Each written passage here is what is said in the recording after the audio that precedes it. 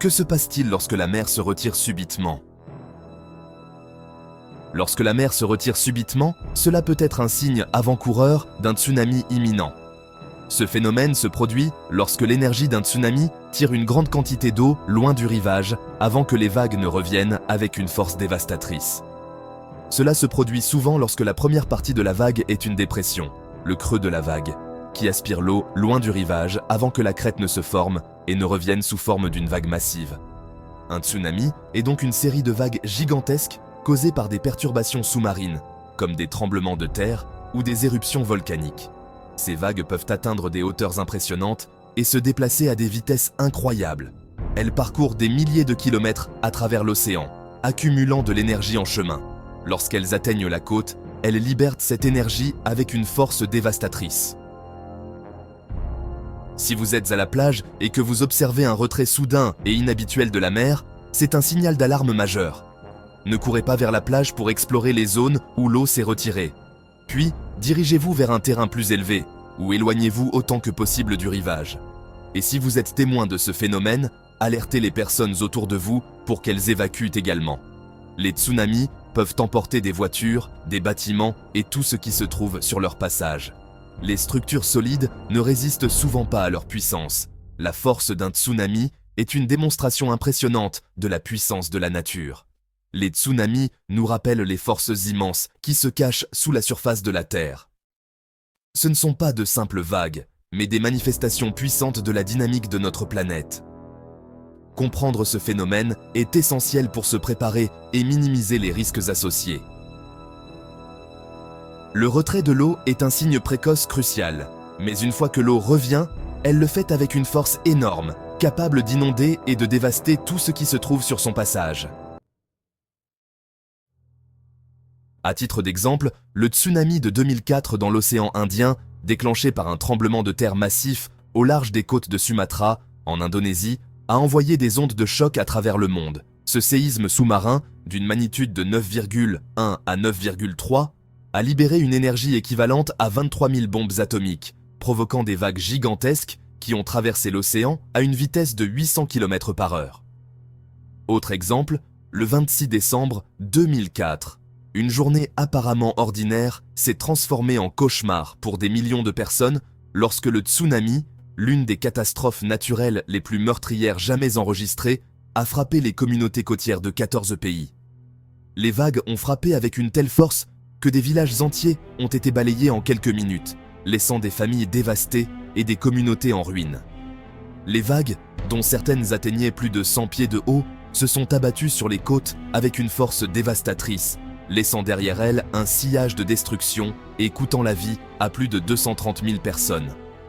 Les infrastructures ont été anéanties, les moyens de communication coupés, et les secours ont eu du mal à atteindre les zones les plus touchées. Des années plus tard, les souvenirs de ce jour fatidique continuent de hanter les survivants. Les cicatrices émotionnelles et physiques sont encore présentes, et les communautés travaillent toujours à se reconstruire. Les mémoriaux érigés en l'honneur des victimes rappellent la tragédie et la résilience des survivants. Le 11 mars 2011, un autre puissant tremblement de terre a frappé au large des côtes du Japon, déclenchant un énorme tsunami qui a dévasté la côte nord-est du pays. Ce séisme, d'une magnitude de 9,0, a été l'un des plus puissants jamais enregistrés et ses effets ont été ressentis dans tout le Pacifique. Les vagues, atteignant une hauteur de 133 pieds, ont déferlé sur des kilomètres à l'intérieur des terres, engloutissant des villes et des villages entiers. Les inondations ont causé des destructions massives et des milliers de personnes ont perdu la vie ou ont été portées disparues. La centrale nucléaire de Fukushima Daiichi a subi une fusion, ce qui a aggravé le chaos et les conséquences à long terme de la catastrophe. La crise nucléaire a entraîné des évacuations massives et a soulevé des préoccupations mondiales concernant la sécurité nucléaire. Le tsunami qui a frappé le Japon en 2011 a brutalement rappelé la vulnérabilité des nations, même les plus avancées sur le plan technologique, face aux forces de la nature. Les infrastructures sophistiquées et les systèmes de défense n'ont pas pu résister à la puissance des vagues. Bien qu'il dispose de systèmes d'alerte précoces sophistiqués et d'infrastructures solides, le Japon a été pris au dépourvu par l'ampleur et la puissance du tsunami. Les défenses côtières ont été submergées, et les communautés ont été prises au piège par les eaux montantes. La catastrophe a mis en évidence l'importance de la recherche continue, de la préparation et de la coopération internationale face à de tels événements catastrophiques. Les leçons tirées de ces tragédies ont conduit à des améliorations dans les systèmes d'alerte, les infrastructures et les plans de réponse aux catastrophes, soulignant la nécessité d'une vigilance constante et d'une collaboration mondiale. Les systèmes d'alerte au tsunami ont été renforcés à l'échelle mondiale et les équipes de réponse aux catastrophes travaillent ensemble pour améliorer la résilience des communautés. La reconstruction après un tsunami est un processus long et complexe, mais la solidarité internationale et les efforts de préparation peuvent aider à atténuer les impacts futurs. L'éducation et la sensibilisation jouent également un rôle crucial dans la préparation au tsunami. Des programmes éducatifs et des exercices communautaires sont mis en place pour enseigner aux gens comment réagir en cas de tsunami. Les enfants apprennent les mesures de sécurité, ce qui peut sauver des vies en cas d'urgence.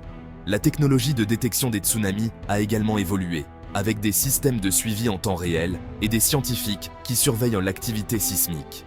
Ces avancées permettent de détecter plus rapidement les tsunamis potentiels et de diffuser des alertes plus précises, offrant ainsi un temps précieux pour évacuer les zones à risque.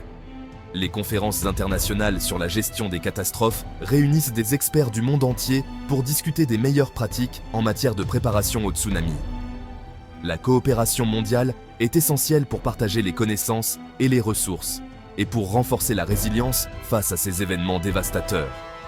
En fin de compte, la résilience des communautés face au tsunami repose sur la préparation, l'éducation et la coopération internationale. En reconstruisant des infrastructures plus solides et en renforçant les systèmes d'alerte, nous pouvons espérer réduire les impacts des futurs tsunamis et protéger les vies humaines. Les impacts des tsunamis vont bien au-delà de la destruction initiale. Les vagues géantes laissent des débris et des ruines, mais déclenchent aussi des conséquences à long terme. Les coûts économiques sont stupéfiants, avec des industries paralysées et des chaînes d'approvisionnement interrompues. Les infrastructures sont détruites et le tourisme s'arrête, affectant les revenus des communautés côtières. Le tsunami de 2004 dans l'océan Indien a causé des milliards de dollars de dégâts, paralysant les économies et retardant le développement. Les flottes de pêche sont décimées, laissant les pêcheurs sans moyens de subsistance. Les tsunamis ne sont pas comme les vagues océaniques typiques générées par le vent. Contrairement aux vagues de surface que nous voyons régulièrement, les tsunamis sont des phénomènes bien plus complexes et puissants. Au contraire, ils naissent de perturbations soudaines et puissantes sous le plancher océanique. Ces perturbations peuvent être si intenses qu'elles déplacent des masses d'eau énormes en un instant. Si vous vivez dans une zone à risque, il est crucial de savoir comment réagir. En cas de tremblement de terre, déplacez-vous immédiatement vers des hauteurs. Si vous êtes près de la mer et que vous voyez l'eau se retirer brusquement, ne perdez pas de temps, fuyez immédiatement. Si vous voyez une montée rapide de l'eau sans raison apparente, cela peut aussi être un signe d'un tsunami imminent. Même si vous pensez que le danger est passé après la première vague, restez à l'abri sur des terrains élevés.